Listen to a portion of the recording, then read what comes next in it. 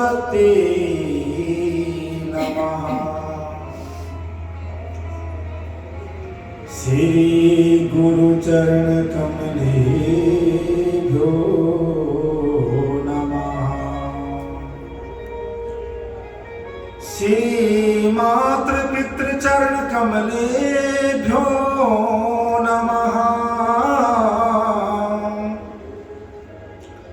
श्री युगल चरण कमलेभ्यो नमः।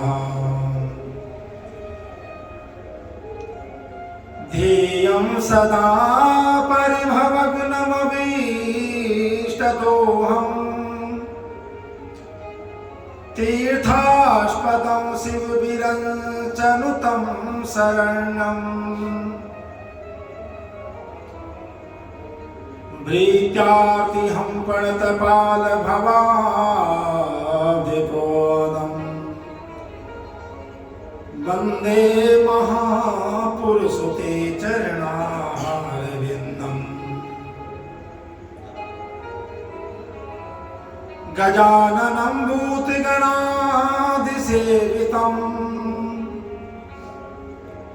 कपित्थजम्बोफलचारुभक्षणम् उमासुतं शोकविनाशकारकम् नमामि विघ्नेश्वरपादपङ्कजम्। जय जय राधा रमण हरि, जय जय नमन किशोर, जय गोपी चित चोर प्रभु, जय जय माखन चोर। राधा मेरी स्वामिनी मैं राधा जुको दास। जन्म जन्म मोहि दीजिए श्री वृंदावन को।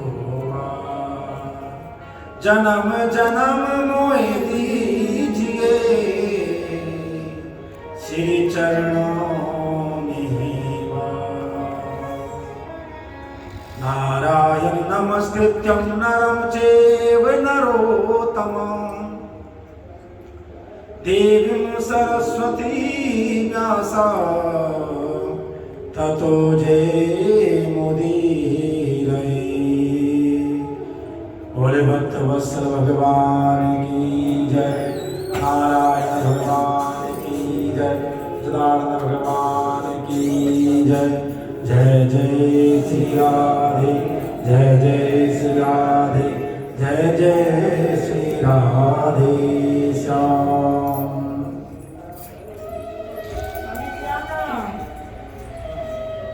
परम मंगलमय आकार करुणा वाले भक्ति वत्सल कल्पतरुदति प्रीति पीतांबरधारी भगवान नारायण प्रभु की चरणों में कोटि कोटि प्रणाम करते हुए कार्तिक मास का यह पावन महीना, यह पावन दिवस और यह पावन शुभ समय प्रभु कथा पधारे श्री भक्तवृंद माताएं बहने, आप सभी का हार्दिक स्वागत और हार्दिक अभिनंदन। आइए अपने मन और वाणी पवित्र करते हुए ठाकुर जी के नाम का आशा लेते हुए फिर कथा में प्रवेश करें। बोली भक्त वत्सल भगवान की जय।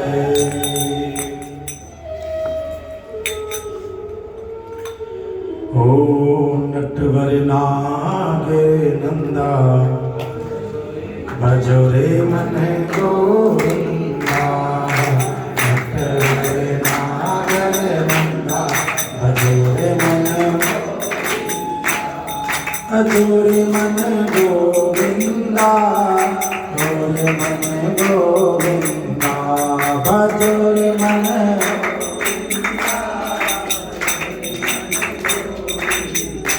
ओ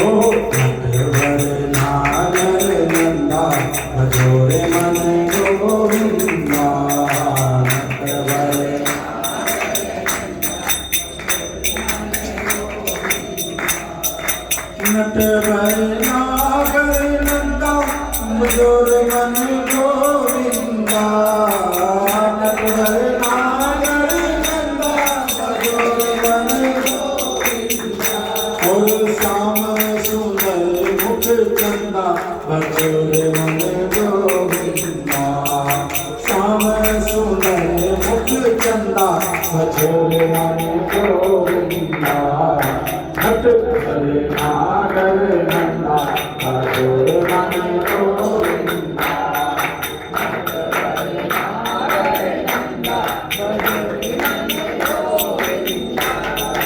तू ही नटवर नागर नंदा तू ही तो बाल मुकुंदा तू ही तो नटवर नागर नंदा तू ही तो बाल मुकुंदा भजोरे मन गोविंदा भजोरे मन गोविंदा भजोरे मन गोविंदा भजोरे मन गोविंदा भजोरे नागर नंदा भजोरे मन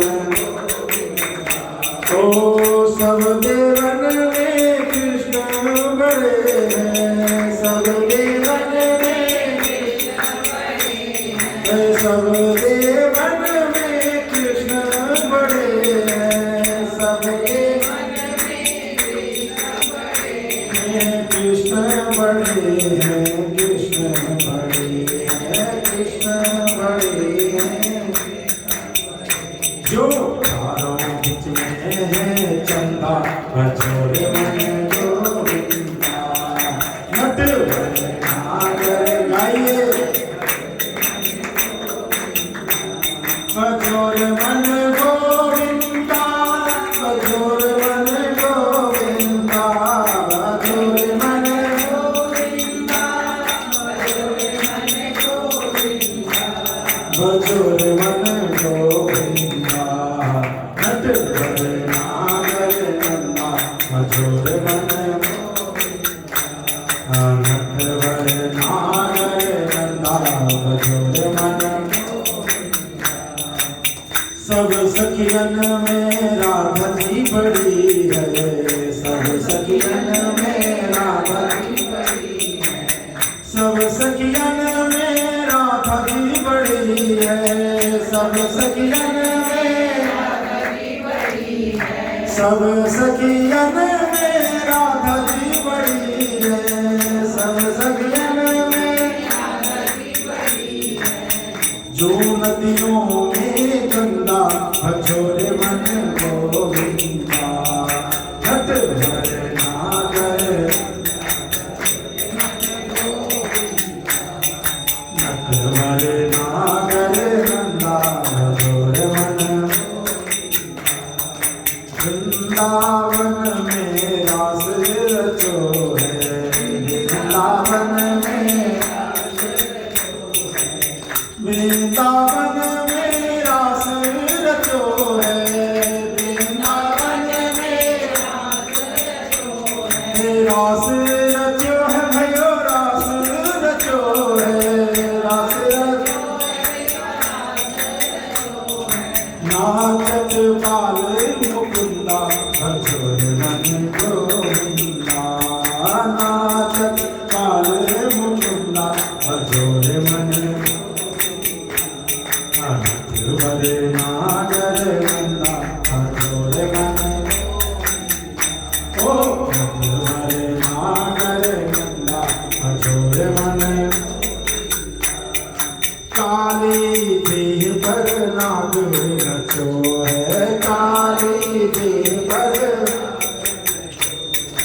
काली देह पर नाग नचो है काली देह पर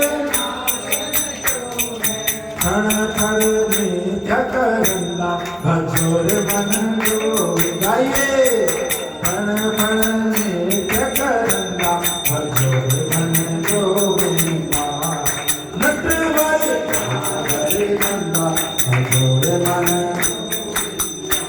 नट भरे नागर नंदा भजोरे मन ओ ध्रुव को तारो प्रहलाद कुमारो ध्रुव को तार प्रहलाद ध्रुव को तार प्रहलाद उबारे ध्रुव को ओ नरसिंह रूप धरंदा भजोरे मन तालिया नरसिंह रूप धरंदा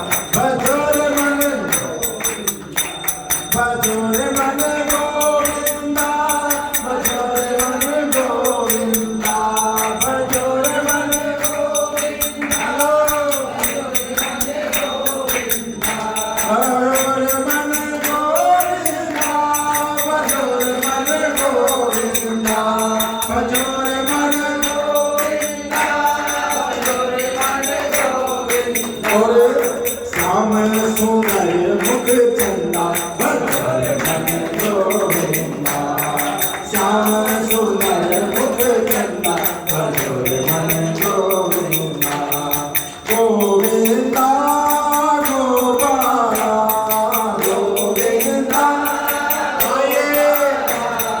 गोविंदा गोपाला गोविंदा। गोविंदा गोपाला गोविंदा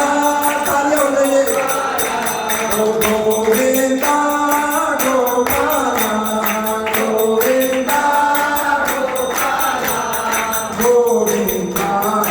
गोपाला गोविंदा गोपाला गोविंदा गोपाला गोविंदा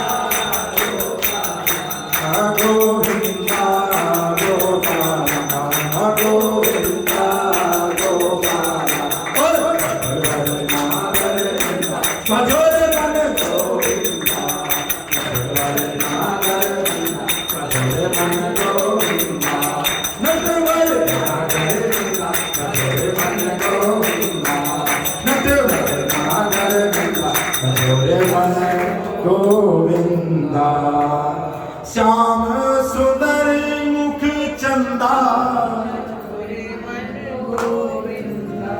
आवाज नहीं आई। श्याम सुंदर मुख चंदा भजोरे मन गोविंदा। भजोरे मन गोविंदा भजोरे मन नट भरे नागर नंदा भजोरे मन। बोले गोविंद माधव सरकार की जय। जुगल जोड़ी सरकार की। तुलसा महारानी की जय। जय जय जय जय जय जय श्री राधे श्याम। ये भगवान के ऐसे भजन हैं जो बहुत प्राचीन भजन है। ये नए भजन नहीं, नए भजन तो चलो मैं आया वाला सा लगता है ना। तो सिपाही गए पंजाब याद कर ले श्याम तेरी बल्ले बल्ले। लेकिन ये बहुत प्राचीन भजन है। इसमें एक एक शब्द में कुछ दर्शाया हुआ। ठाकुर जी कैसे हैं, ठाकुर जी का मुख कैसा है, चंद्रमा की तरह चमकता हुआ, जो एक बार देखे देखते रह जाए। तो आइए भगवान की कथा श्रवण करें। ये भजन कीर्तन हम पहले इसलिए करवाते हैं, एक तो कार्तिक का महत्व है ना। एक क्या होता है, कथा में नींद बहुत आती है ना। बोलो राधे राधे। और ये दूसरी कथा इतने बढ़िया करते समय नींद बहुत बढ़िया आ जाती है। अति वृंदावन पहुंच जाते हैं। होता ही होता है। स्वाभाविक है कि जब तक हमारे शरीर में थोड़े से भी अगर तामसिक गुण रहेंगे तो हमें कथाओं में सत्संग में नींद अवश्य आएगी। ये पक्की बात है। लेकिन कहते हैं ना, जैसे किसी बंदे को स्वाद का पता नहीं है। सपोज हमारे अभी बाहर कोई आ जाए, टिक्की वाला आ जाए, चाट वाला आ जाए या कोई गोलगप्पे वाला आ जाए, तो हमें कोई स्वाद नहीं तो जो मर जाए हमारे तरफ से। उसे तवा बजाते रहे, लेकिन अगर स्वाद पता है, जैसे तवे पे आवाज लगी तुरंत देख देंगे टिक्की वाला आया बाहर होगा नहीं होगा, क्योंकि हमें उसका स्वाद पता है। तो जो रसिक होते हैं कथा के, सत्संग के, उनको ये नहीं कि निमंत्रण मिलकर जाएंगे, नहीं। जहां कथा का बोर्ड है, कथा हो रही है, अच्छा चलो वहां कर सुने चलते हैं। हमारी कथा सुन लिया, हमें क्या लगे जजमान से कौन करवा रहा कौन नहीं करवा रहा, ये ध्यान रखना। एक कथा हो रही हो ठाकुर जी की, तो वहां निमंत्रण का इंतजार नहीं मत करना। कई लोगों को फोन आया, पर आपने हमें बताया नहीं, आपने फोन नहीं किया हमें। भगवान की कथा मोस्ट वेलकम, जिसको आना आइए, क्योंकि भगवान की कथा में सब आते हैं, मानव यक्ष किन्नर गंधर्व। यहाँ तक कि हमारे गणेश जी के वाहन घूम रहे इधर ही, कई बार भगा दिया, 2 दिन बाद छोड़ दिया उसको पकड़ के, फिर पत्नी लौट के आ जाता वापिस। अब खान में मिलता है, भगवान की कथा मिलती है, क्या नहीं जो भी है, लेकिन सबका स्वागत है, किसी को मना नहीं। दूसरा पॉइंट कि जब कथा में बैठो, सबसे पहले भगवान का हरि नाम संकीर्तन करो। अब तो कम हो गया है, अगर आप शहरों की तरफ जाओगे ना तो आज माता बहने सबसे पहले आकर के पढ़ने से पहले आधा घंटा पहले, अगर हम 6 बजे शुरू करते तो आप सारे पढ़ने बैठ करके ढोलक चिमटा खूब भजन कीर्तन करते हैं, बॉडी एकदम हो जाती है गर्म। हाँ, उसके बाद फिर कथा श्रवण करते हैं। जब शरीर गर्म रहेगा तो नींद नहीं आएगी, क्योंकि सुबह सुबह नींद आती है, स्वाभाविक है। हमारे पढ़ने की नींद नहीं बोलते, सो के तो उठ के दोबारा सो गए। भक्त लोग कहेंगे बोलो राधे राधे, हो जाता है कई बार। एक बार आंख खुल गई और दोबारा लग गई तो वो इतनी लंबी होती कि दोबारा उठने का नाम नहीं होता। तो इसलिए निद्रा देवी को भी वरदान दिया है। क्या वरदान दिया पता है आपको? एक बार जब भगवान लक्ष्मण और राम जी वनवास में थे तो लक्ष्मण जी के पास आई निद्रा देवी। लक्ष्मण जी ने मना कर दिया, देवी मेरा एक आग्रह है आपसे कि 14 वर्ष के लिए मुझे माफ कर दीजिए,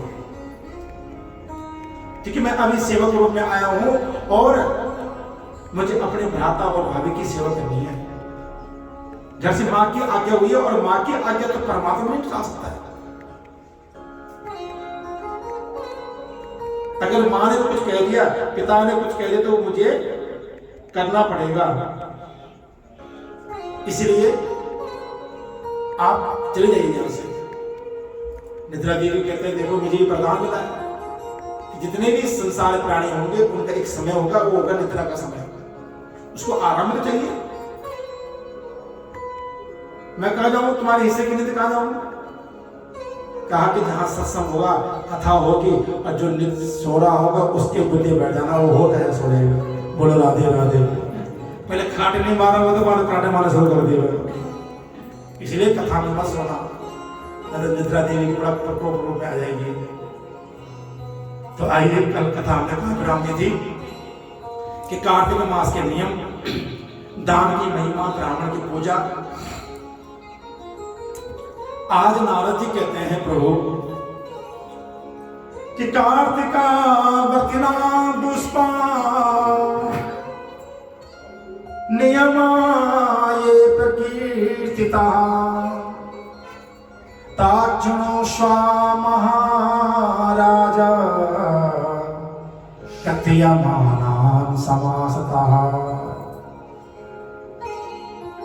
नारद जी कहते हैं राजन, कार्तिक मास व्रत करने वाले को बहुत सारे नियम करने पड़ते हैं और वैसे हर व्रत में नियम होते हैं, होते कि नहीं होते?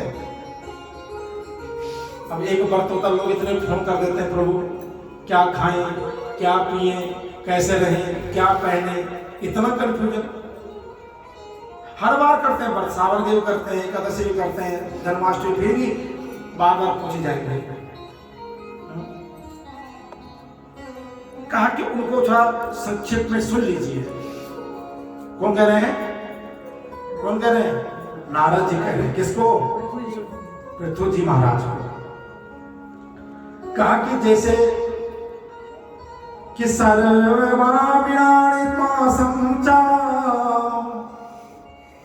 चौद्रम सोवीरकम तथा राजीकोन्मादकं चापि नैवेद्यात् कार्तिका व्रति। हे राजन, कहा कि कार्तिक महीने में मांस की दाल, और मांस की दाल कौन सी होती है? मां की दाल। मां की दाल को भी मांस माना गया। ध्यान रखिए, हमारे लोग बड़े साव से खाते हैं, बड़े स्वाद में पड़ी दाल मखनी तो बड़ी बढ़िया होती है, तो उसे मना करके जानते हो।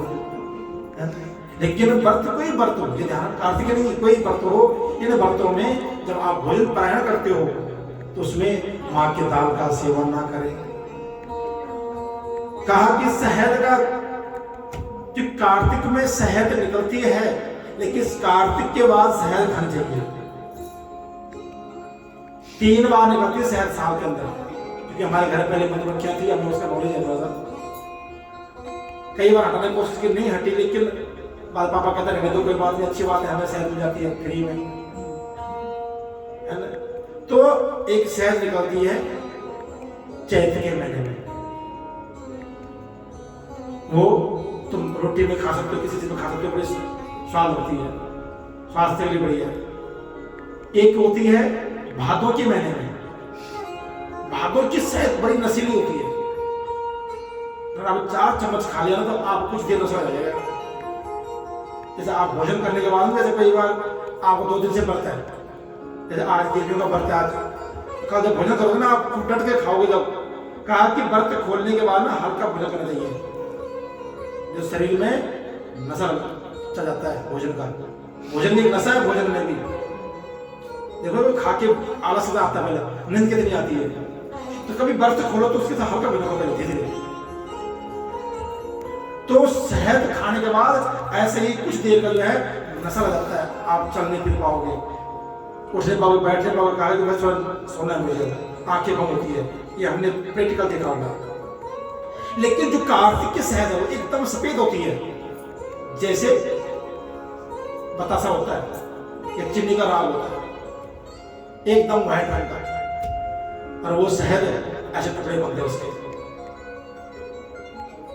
जैसे वो होता ना, क्या वो खाते आप लोग घेवर, हाँ घेवर की जैसे जहर बनता है उसका, लेकिन शरबत में डालते ना ठंडा ठंडा होता, रात को भिगा के खाते, क्या होता है पेट के लिए, हाँ गोंद के तरह जैसे उसकी सेम लुक होती है।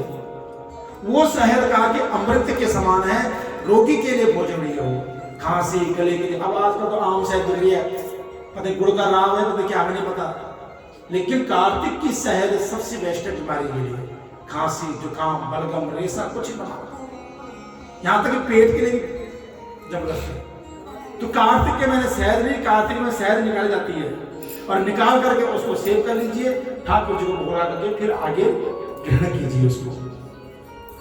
राई कहा कि कार्तिक के महीने में राई का साग नहीं खाना चाहिए व्रत वाले को। अब राई शुरू हो गई ना इसी महीने से, राई साग जो भी है ना, कहा कि इन सब का त्याग करें, साथ ही परान च परद्रोहम परदेश गमन तथा तीर्थ विलास देवेहा ब्रज की कार्तिकी व्रते। कहा कि पराया का दिया हुआ अन्न, जब व्रत कोई भी हो, ये ध्यान रखना, कोशिश ये हो कि व्रत के दिन हम अपने घर का ही भोजन करें। अब कई लोग फोन करते हैं, पंडित सर देखकर कल पार्टी है, 80 व्रत छोड़ दिए। अच्छा, एकादशी व्रत खास करके, चाहे जो मर्जी हो, कोई मरे कोई बच्चे जीवे, सूतक पातक यहाँ तक नहीं छोड़ते इस व्रत को, एकादशी को। और हम लोग आज साढ़े कुटुंब आदि जी पार्टी है जी, कुटुंब ने उसे फ्रूट चाट लाए बनाया, उसे फ्रूट खा लियो, कोई बात है ना। तो व्रत कोई भी हो, ध्यान रखें कि किसी घर का भोजन ना करें। और देखो भैया, हमारा ब्राह्मण का जीवन है, हमें तो खाना ही पड़ता है ना। कल नियम बताया, आज इसने पकड़ लिया, ले आओ बड़े पैर चढ़े गए, शुरुआत कैसे करते, बोला राधे राधे। ब्राह्मण का जीवन है ही पराय जीवन है। तो कहा कि पराय घर का अन्न ना खाएं, दूसरे से द्रोह ना करें, झगड़ा क्लेश ईर्ष्या द्वेष भावना ना रखें व्रत के दिन खास करके, और प्रदेश यात्रा ना करें। कोशिश करें कि उस दिन अपने घर में रहें और अपने घर में भगवान का भजन पूजन पाठ करें। जाना भी थोड़ा आस पास जाके अपना काम जो करना कर लीजिए, दूर नहीं जाना चाहिए, कहीं प्रदेश नहीं जाना चाहिए। इन सबका नियम कार्तिक व्रत वाले को करने चाहिए।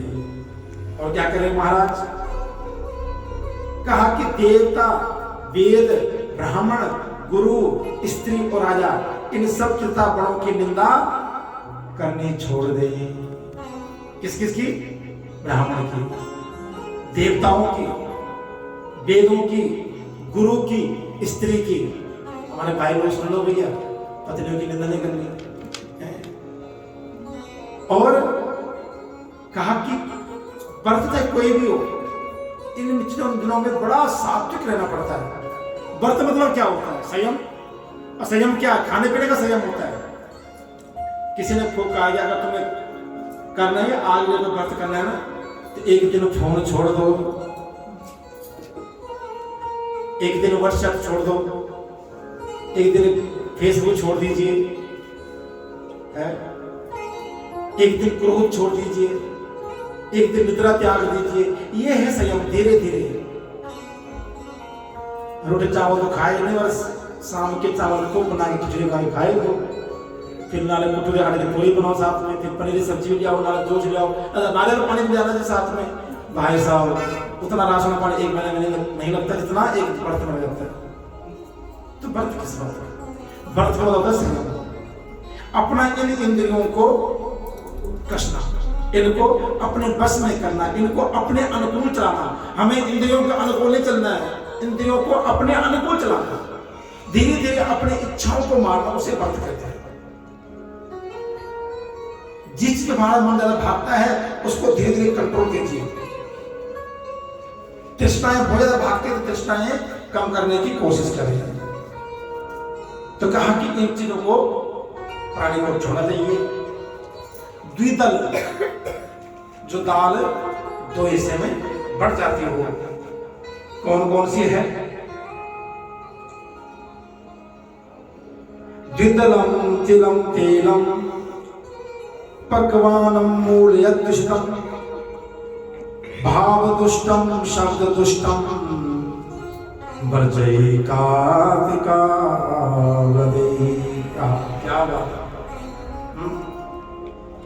द्विदल दाल, चना, मटर, जो आपस में दो हिस्से में हो जाएगा। तिल का तेल, मालपुआ है ना, मालपुआ भी नहीं खाने हैं। इन सब पकवानों को कहा कि नहीं खाना चाहिए। और दूसरा कि भाव दुष्टम शब्द दुष्टम वर्जयिकातिका व्रति। और जिस खाने में किसी का भाव दुष्ट भाव से बनाया गया हो। अब खाना तो देवी जी ने बनाया, लेकिन गुस्से में बनाया तो वो खाने में स्वाद नहीं आएगा भैया। पक्की बात है, मैंने देखा हुआ, अनुभव किया हो जीवन में कि जितना देवी जी का मूड ठीक नहीं है, अगर खाना बना रही है, देवी जी ने कुछ बाहर से मंगा लो जी, आज थोड़ा तबीयत ठीक नहीं है, देवता जी कहते नहीं नहीं बाहर खाना नहीं खाना, तो घर ही बना लो। तो देवी जी बना तो लेगी, लेकिन थोड़ा भाव सही नहीं होगा, वो खाने फिर स्वाद भी जाना, फिर क्या कर आता है क्या? जब आपका चेहरा हंसमुख ना हो, मन में ये भाव हो कि मैं कुछ भोजन बनाऊं आज, और पति को स्वाद लगे, उनको लगे हम कुछ नया स्वाद है इसमें, तो ऑटोमेटिक स्वाद आ जाएगा। चाहे उसमें सिंपल मसाला डाल दो, मसालों से स्वाद नहीं आता है, ध्यान रखना। स्वाद आता है आपकी भावनाओं से, आपके भाव से। तो कहा कि जो दुष्ट भाव से भोजन बनाया गया हो, उस भोजन को भी त्याग दें।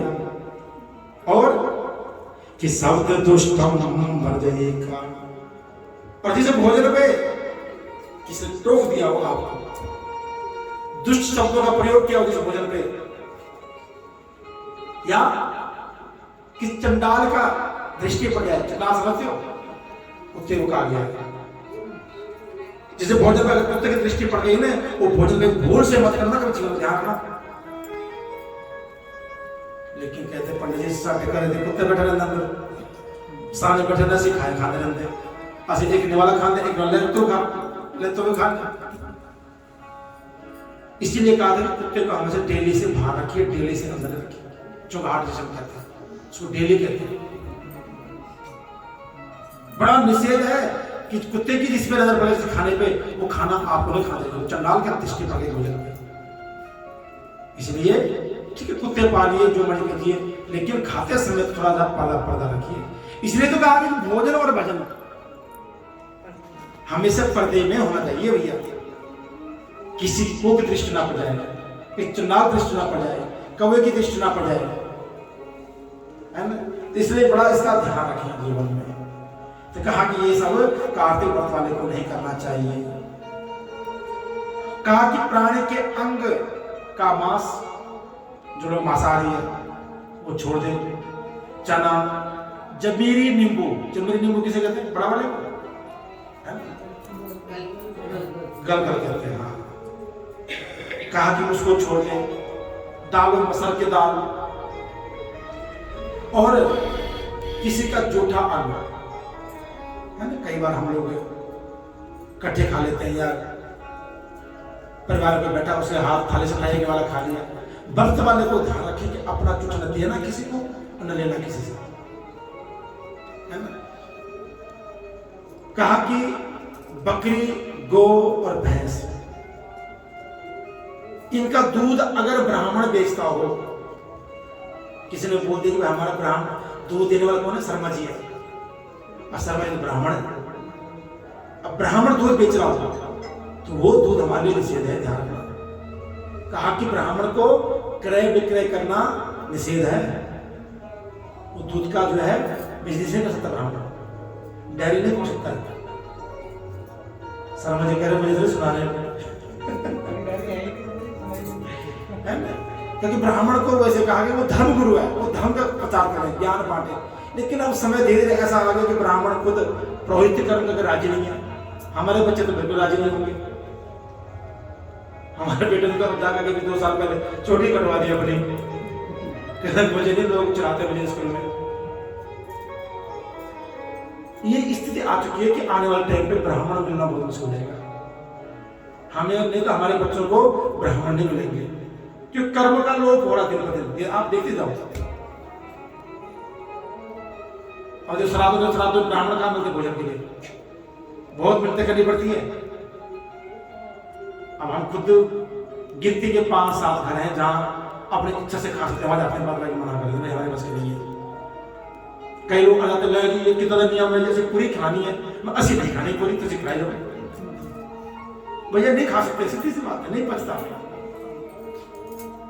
तुमने 4 रुपये खिलानी है, दक्षिण देनी 200 रुपये, बीमारी में लगेंगे हमारे 5000 रुपये, इसलिए ना खाओ ना रहेगा मांस, ना बजेगी मांस, सीधी सी बात है। सीधा जाना ही बंद कर दिया।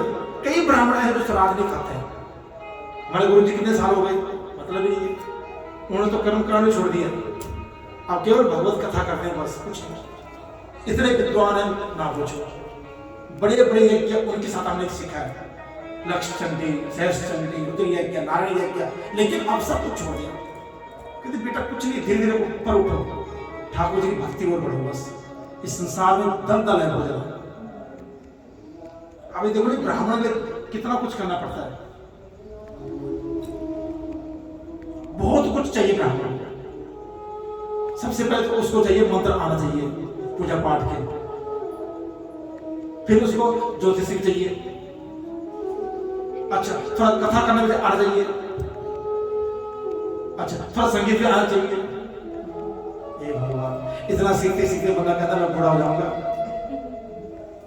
एक वेद को पढ़ने के लिए मैं आपसे बताऊं, आज शास्त्री जी बैठे, इन्होंने पूरा अध्ययन किया उसका। शुक्ल यजुर्वेद, सिर्फ एक वेद को पढ़ने के लिए एक ब्राह्मण के बच्चे को 40 वर्ष चाहिए। कितने वर्ष? कंठस्थ करने के लिए इतना मोटा पुराण वेद। अब लगा 40 वर्ष में वहां बिताए, 10-12 साल की उम्र में बच्चा जाता गुरुकुल। हम 14 वर्ष की उम्र में गुरुकुल आ गए थे, 13 वर्ष पूर्ण होने में 14 वर्ष में आ गए थे। अब कहां 40 साल वहां रहे, 10 साल 50 साल हो गए गुरुकुल के, अब क्या करोगे भैया? सीधा माला पकड़ने से बदलना जाना है, बोलो राधे राधे। इतना स्वाध्याय करना बहुत मुश्किल है। भले लोग समझे न समझे ब्राह्मण की मंत्र की कीमत, लेकिन एक एक मंत्र की कीमत हो जाता है। लोग 10-20-50 रुपए में उसकी मंत्र के तोड़ लेते हैं। ओम स्वस्ति न इंद्रो वृद्धसर्वा, 3 में सोच के आप याद कर लो, लेकिन उसका कोई फल नहीं है। जो ब्राह्मण ने मंत्र पढ़ा होता ना, वो गुरुमुख से पढ़ा हुआ है, न जाने कितनी पीढ़ी बीत गई, वो मंत्र गुरुमुख से गुरुमुख आगे बढ़ते जा रहा है। इसीलिए तो कहते हैं कि गुरु दीक्षित जरूर होना चाहिए। कोई मंत्र लो और मंत्र जपो तो वो गुरु से लो, वो मंत्र सिद्ध हो रखा पहले, उसको आप सिद्ध करोगे जल्दी हो जाएगा। और टीवी से सुन के याद करोगे और जब करोगे उसका फल कम मिलता है। क्या समझे आप? ये चीज देखो, जो पैतृक संपदा चलती आ रही है, दादा की, पिता की, फिर बेटे की, वो संपदा आगे बढ़ते जाएगी। लेकिन जो बंदा नई शुरुआत करेगा उसको बहुत टाइम लगेगा, घर बनाने में, प्रॉपर्टी बनाने में, फलीभूत हो ना हो पता नहीं है। इसलिए मंत्र की महिमा ऐसी है, जितना पुराना होगा, जितना गुरुमुख होगा, उतना आपका कल्याण जल्दी करेगा और जल्दी सिद्ध हो जाएगा। इसलिए ब्राह्मण के जो मंत्र हैं वो बड़े कीमती है। एक एक मंत्र याद करना, उसका जप करना और फिर उसको आप लोगों को दे देना। सारे मंत्र किसके लिए? जजमान के लिए तुम्हें कि देहि सौभाग्यम आरोग्यम देहि मे परमं सुखम रूपम दीजियम देहि यशो दीर्घ, आपका सौभाग्य प्रदान बना रहे, आरोग्य जीवन बना रहे, रूपवान बने रहे हैं। बड़ा बहुत कुछ है, मतलब अगर एक एक अर्थ समझाएं तो बहुत फल है उसका। तो वही कहा कि कोई ब्राह्मण अगर दूध बेचता हो गाय का, बकरी का या भैंस का, तो उनसे वो दूध ना खरीदे। इन सबको कार्तिक व्रत वाले को छोड़ दीजिए। तांबे के पात्र में रखा हुआ पंचगव्य, तांबे के बर्तन में दूध, दही और घी है ना, गौमूत्र गोबर तो चलो ठीक है, पर दूध दही घी जो है ये जहर बन जाता है, इसलिए कहा कि इसका त्याग करें। फिर महाराज रहना कैसा है कि ब्रह्मचार्य मदम सम्यम पत्रावल्याम च भोजनम चतुर्यामी पुंजानाम कुर्यादेव शताव्रती। महाराज व्रत वाले को ब्रह्मचर्य का पालन करना चाहिए। सबसे पहले भूमि पर सो जाइए। कौन कौन सोता है जमीन पर? महाराज का मन बहुत दुखी है, बोलो राधे राधे। पत्रावली में भोजन, अब तो कांच के बर्तन आ गए, कांच की प्लेटें, कांच का जग, कांच का गिलास, ट्रांसपेरेंट होता है, दिखता बढ़िया होटल में का उसकी क्वालिटी नहीं आती बड़े दिखने में। तो कहा कि भोजन कैसा हो? पत्रावली का हो, और 24 घंटे में एक बार भोजन। वो कब? दिन के चौथे पहर में। चौथा पहर कब होता है? शाम को सूर्य अस्त से पहले पहले। सूर्य अस्त के बाद भोजन का निषेध है शास्त्रों में, और इस मामले में जैन संप्रदाय बहुत तेज है। वो सूर्य अस्त के बाद लोग भोजन नहीं करते, चाहे जो मर्जी हो जाए। पानी या दूध लेने अलग बात है, उसका तो चलो है ऊपर, लेकिन भोजन का निषेध है। नहीं पीते ना? वो कहते मैंने पूछा था अभी मिले थे उनसे, मैं कहा अगर कोई बीमार हो जाए कहते मर जाए, पानी नहीं पीना 7 बजे। अगर आप जो नियम निभा रहे हो ना, तो वो नियम ही आपको ताकत देता है। ये अब देखो 9 दिन के व्रत करते हैं हम लोग, मैं खुद स्वतः करता हूँ, तो हर दिन में क्या होता है? भूख लगती है सुबह 8 बजे, लेकिन 9 दिन के व्रत करने के बाद शरीर में एक ऑटोमेटिक एनर्जी मिल जाती है, आपको वो ताकत मिल जाती है व्रत चलने के लिए। आज हमारी बहनों का व्रत है, शनि का व्रत होना हुआ है ना, जिन्होंने कल कर दिया होगा, आज वही अष्टमी का व्रत है। तो जब मन में ये मान लो कि मैंने आज मेरा व्रत है, मैंने आज कुछ नहीं लेना है, निराहार रहना है, निर्जला रहना है, देखो आपको ठाकुर जी ऑटोमेटिक हिम्मत देंगे। जिसके निमित्त आपने व्रत रखा हुआ है वो आपको पावर देता है। लेकिन हम लोग मानते नहीं, वो मैं कितना रहूंगी, वो कैसा करूंगी, क्या करूंगी। जब कोई अपने ऊपर लेता तब जाके भूख लगती है। जब ठाकुर जी को सौंप दो, भैया ये शरीर तेरा है, तेरे लिए इच्छा हो रहा। मैं भी गुरु जी की बात कर रहा था, हमारे गुरु जी के 3 बार हरने का ऑपरेशन हो गया, एक पथरी का ऑपरेशन हो गया। डॉक्टर ने बैठने के मना किया उनको, बाबा श्री प्रॉब्लम भी है, डॉक्टर ने साहब मना किया आप आधा 1 घंटे साथ नहीं बैठ सकते हैं। लेकिन गुरु जी कहते नहीं, इस शरीर मेरा है, छोड़ नहीं। 8 घंटे की समाधि लगा के बैठते हैं आज भी। जब भागवत जाते हैं तो अक्सर जो व्यास लोग होते हैं क्या होता है कि मूल पाठ के लिए एक अलग शीशा रखा होता है, मूल पाठ होकर लेते हैं और व्यास मीन कथा करते हैं, 2-3 घंटा हो गया। लेकिन हमारे गुरु जी खुद करते हैं मूल पाठ, 6 घंटा मूल पाठ पूरा रखता है भागवत में। अच्छा पढ़ने वाला हो तो 6 घंटा चाहिए मूल पाठ के लिए, अब फिर 4 घंटे कथा, कितना हो गया? 10 घंटे। कई बार हमने कहा गुरु जी आप थोड़ा ध्यान रखो, परहेज रखो, फिर बेटा कोई फर्क नहीं पड़ता। भगवान ने हमें इतना ऊंचा पद दिया है ना, इस पद का अगर हम सदुपयोग नहीं किया, अगले जन्म में सीधा कुत्ते की योनि में जाएंगे। सीधा ब्राह्मण योनि के बाद सीधा डायरेक्ट लास्ट योनि कुत्ते की है, ये ध्यान रखना। इसलिए ब्राह्मण को अपने पद से नहीं गिरना है। मानव के लिए भी है, सबके लिए, कि मानव योनि बहुत मुश्किल से मिलती है। इसलिए अपना कर्म ध्यान रखे जीवन, सत्कर्म बहुत जरूरी है। और क्या करें महाराज कि काम बालोचा पिपृकाकम कुष्मालम वृति फलम कलगिम चाकयतम चैवा वर्ज देशो एवता। महाराज कार्तिक स्नान करने वाला नरक चतुर्दशी के दिन तेल ना लगाए हैं। नरक चतुर्दशी कब आएगी? हाँ ठीक है ना, उस दिन तेल का सेवन ना करें।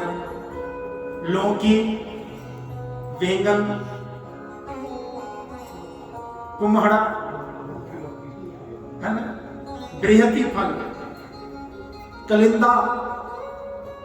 कलिंदा सुना आपने? किसे कहते हैं कलिंदा? तरबूज को।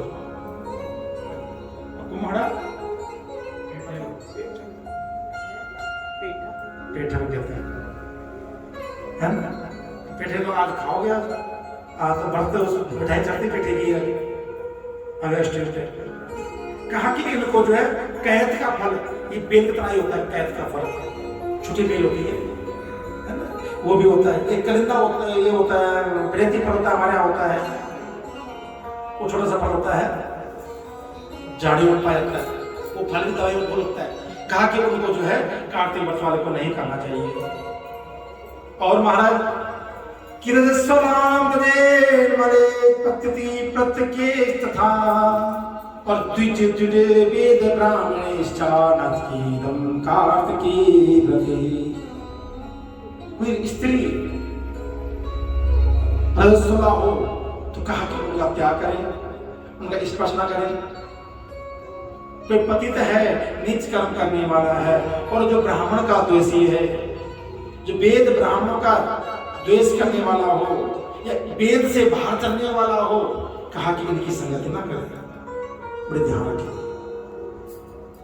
कहा कि इन सब का त्याग करने वाला, कार्तिक व्रत करने वाला सब श्रेष्ठ होता है। भगवान विष्णु कहते हैं कि जो इन नियमों को पालन करता है वह साक्षात सालोक्य धाम को प्राप्त करता है। वैसे तो कहा कि रविवार के दिन भी आंवला का प्रयोग नहीं करना चाहिए। अब हमारे आंवला में आई रही रविवार को हम क्या करें? बोलो राधे राधे, जय जय श्री राधे, जय जय श्री राधे, जय जय श्री राधे श्याम। रविवार के दिन तुलसी का स्पर्श, आंवले का भोजन, आंवले को स्पर्श कर सकते हो, पूजन कर सकते हो, लेकिन आंवले को तोड़ नहीं सकते हो। आंवला ग्रहण नहीं करते हो रविवार के दिन। तो इस बार जो आंवला नवमी है हमारे रविवार के दिन है, जाएंगे पूजा करेंगे, चढ़ा के आएंगे, लेकिन कहा कि इनको भक्षण नहीं करेंगे। कहा कि यदि अगर व्रती इनका शुभारंभ करें तो इन सामग्री का, जो अभी बताया आपको, सब्जी फल जो भी है, तो सबसे पहले क्या करें? ब्राह्मण को दान देंगे। ब्राह्मण को दान देकर भगवान को भोग लगाए पहले, फिर ब्राह्मण को दान देंगे और फिर आप उस चीज को पा सकते हो। और ये नियम माघ मास और कार्तिक मास दोनों मासों में विशेष माने गए हैं। कहा कि विष्णु का व्रत करने वाला एक हो तो भी श्रेष्ठ और 100 हो तो भी श्रेष्ठ, क्योंकि यज्ञ करने वाला सीधा स्वर्ग को जाता है। इसलिए कार्तिक व्रत करने वाला वैकुंठगामी होता है। इस पृथ्वी में भुक्ति और मुक्ति देने वाले जितने भी तीर्थ हैं, ये सब कार्तिक व्रत करने वाले मनुष्य के देह में निवास करते हैं। ये ध्यान रखना। अब ये इस समय आप कार्तिक कथा सुन रहे हो, थोड़ा बहुत नियम का पालन करना, कोशिश करना कि कुछ चीज हम छोड़ सके छोड़े। सब चीज खानी जरूरी नहीं है। प्याज नहीं खाना छोड़ दो, लहसुन नहीं खानी छोड़ दो, माँ की दाल नहीं खानी छोड़ दो, चने की दाल नहीं खानी छोड़ दो, ठीक है ना। मटर नहीं खाने, बहुत महंगे हैं सर मटर, छोड़ दो उसको। बोलो राधे राधे, है ना। अचार नहीं खाना नींबू का, वो क्या कौन सा अचार है वो, जिन्हें गल का अचार, तो छोड़ दीजिए, कोई बात। कुछ चीज तो त्याग कर जितना हमें हो सकता है, धीरे धीरे कोशिश कीजिए कि इन दिनों में ये चीजें प्रयोग ना करें। कहा कि भगवान विष्णु के वाक्य से प्रेरित इंद्र आदि देवता भी कार्तिक व्रत वाले की रक्षा करते हैं। ध्यान रखना, इस समय आप सभी एक पावन पुण्य पवित्र आत्माएं हैं। कोई बंदा ऐसे दिख जाए, कोई भाव तो सुता दूर हट रहेंगे, किसी को अपने पैर छोड़ने मत दीजिए। पुण्य क्षण होते हैं, हर किसी से स्पर्श नहीं होना है, हर किसी से कोई बात कर रहा है, कुछ निंदा जैसी बातें कर रहा है, वहां से हट जाइए। अच्छा बहन, मैं कल मिलती हूँ, चलो जल्दी काम है, चाहे घर बैठे हो खाली। जहां पर ऐसा शब्द प्रयोग हो रहा हो, किसी की निंदा हो रही हो, क्योंकि व्रत वाले के पुण्य कब छीन हो जाए पता नहीं है, क्योंकि बड़े मुश्किल से कमा पाते हैं। देखो अब सुबह उठे हो, फटाफट नहा धो के मंदिर आ रहे हो, यहाँ बाल बता सुनने आ रहे हो, कितना मुश्किल है पुण्य कमाना। और छीन होने में पल नहीं लगता है। बोलो राधे राधे। इसलिए बड़े भाग्य से पुण्य कर्म करते हैं। इसलिए इस पुण्य कर्म को यूं न कमाना चाहिए, कोई यूं व्यर्थ कमा लिया तो बेकार है। तो ध्यान रखें इन चीजों का। भगवान कहते हैं कि विष्णु के व्रत करने वाले समस्त देवलोक में उनकी पूजा होती है, और कहा कि जो सारी विधि बताई गई है वह विधि अवश्य करें। जो मनुष्य विष्णु को प्रिय और संपूर्ण पापों का नाश करने वाले और अच्छे पुत्र तथा धन दाने की वृद्धि करने वाले कार्तिक व्रत के नियम करता है, उसको तीर्थों की यात्रा का और सेवा का संपूर्ण फल प्राप्त होता है। कथा वाला ऐसा है कि बैठे बैठे अपनी मन की गंगा से वृंदावन चला जाएगा, मन की गंगा से मथुरा चला जाएगा, मन की गंगा से काशी पहुंच जाएगा। इतना फल है कथाओं का।